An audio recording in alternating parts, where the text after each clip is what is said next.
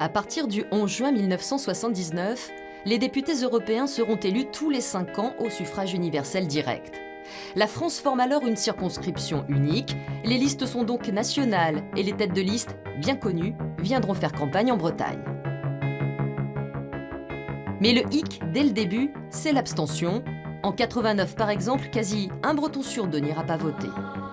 À chaque élection, finalement, l'abstention progresse. Et elle progresse de manière presque paradoxale si vous regardez finalement les prérogatives du Parlement européen. Car aujourd'hui, en 2014, elles sont finalement plus importantes qu'en 1979. Donc il y a une centralité décisionnelle aujourd'hui du Parlement européen, même si ça reste incomplet à mon sens. Et en même temps, il y a de plus en plus de désintéressement vis-à-vis finalement des élections européennes.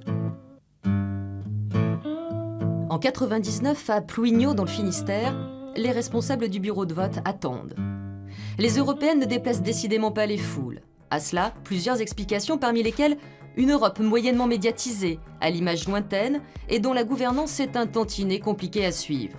Et puis la question de l'Europe en France est souvent dominée par des débats nationaux, voire des débats internes au sein même des partis. Vous avez des partis qui vont avoir un positionnement clair. Par exemple, le Front de gauche va avoir un positionnement très offensif, finalement, et très critique sur l'Europe telle qu'elle se construit.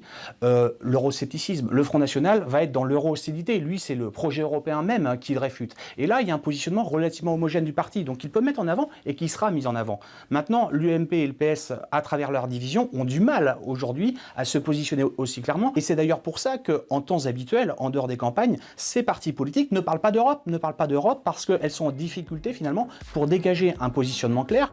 Pour booster la participation aux européennes, la France lança en 2004 les circonscriptions interrégionales, dont la circonscription Ouest, Bretagne, Pays de la Loire, Poitou-Charentes.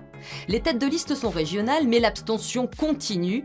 57% en Bretagne aux dernières élections de 2009, un record. Il y avait une certaine naïveté à croire que la création d'eurorégions suffirait finalement à rapprocher les électeurs. Si vous faites un sondage dans la rue, qui connaît finalement les députés européens de sa circonscription, de son eurorégion, je pense que vous aurez des résultats catastrophiques.